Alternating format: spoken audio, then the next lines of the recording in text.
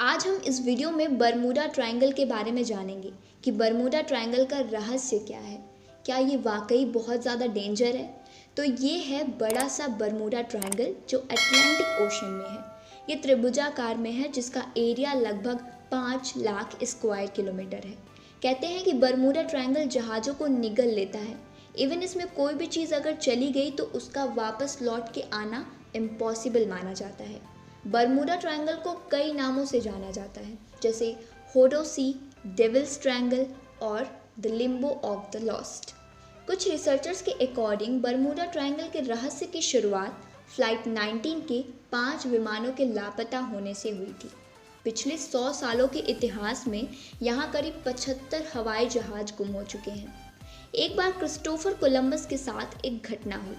उन्होंने अपनी किताब में लिखा कि जब 1498 में वो इसी रास्ते से गुजर रहे थे तो रैंडमली मौसम में कुछ परिवर्तन हुआ और तेज़ी से समुद्र की लहरें उठने लगी, बादल गरजने लगे और कोलंबस का जहाज डिसबैलेंस होने लगा।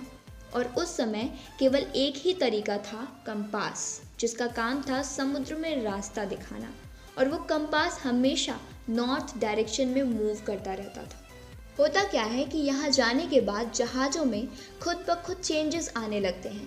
इंजन नहीं काम करेगा, जहाज़ फंसने लगेगी और कोई इंसान अगर यहाँ तैरना चाहे तो वो तैर भी नहीं सकता। ये सब क्यों होता है, कैसे होता है, इसके बारे में हम आगे जानकारी लेंगे, लेकिन अभी हम उन घटनाओं के बारे में बात करेंगे जो इस जगह पे घटित हुई थी।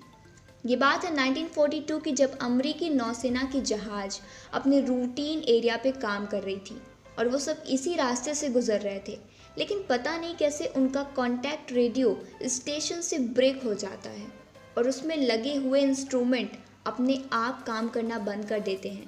लोगों को लगता था कि ये कोई अदृश्य शक्ति है, यानी कोई इनविजिबल फोर्स है, लेकिन ऐसा कुछ था नहीं। बरमूडा ट्रायंगल जिस एरिया में है उसके नीचे ज्वालामुखी है और आप सभी जानते हैं कि जब ज्वालामुखी विस्फोट होता है तब कुछ टॉक्सिक गैसेस रिलीज होती हैं और इन गैसेस में मीथेन की मात्रा सबसे ज़्यादा होती है। अब थोड़ा सा केमिस्ट्री की तरफ आते हैं। जब मीथेन गैस पानी से मिलता है तो वो वाटर की डेंसिटी को एकदम से कम कर देता है और कुछ ऐसा ही समुद्र में भी होता है। जब समुद्र की डेंसिटी घट जाती है तो जहाज़ अपने आप नीचे की ओर धंसने लगती है और यही कारण है कि उतने एरिया में कोई तैर भी नहीं सकता। इसके अलावा इस एरिया के आसपास बहुत से छोटे छोटे पहाड़ हैं।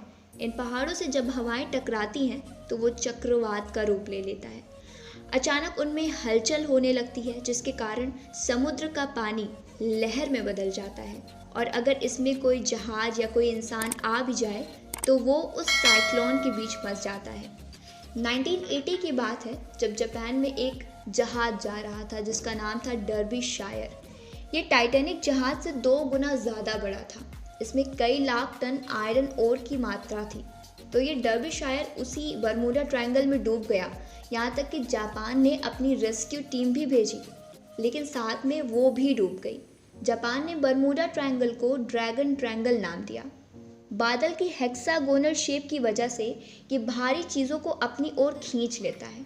इस प्रकार बादल एयर बम बनाते हैं, मतलब कि हवा में बम ब्लास्ट जैसी सिचुएशन हो जाती है।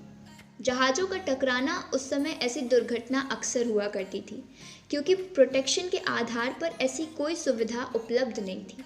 लेकिन आज रडार है, सोनार है, जिसका मतलब है साउंड नेविगेशन एंड रैंगिंग। इस इंस्ट्रूमेंट का काम होता है जहाज़ों को गाइड करना कि समुद्र के नीचे चट्टानें हैं या नहीं, और इसी के जरिए बरमूडा ट्रायंगल के ऊपर से जहाज़ें भी आसानी से पार हो जाती हैं।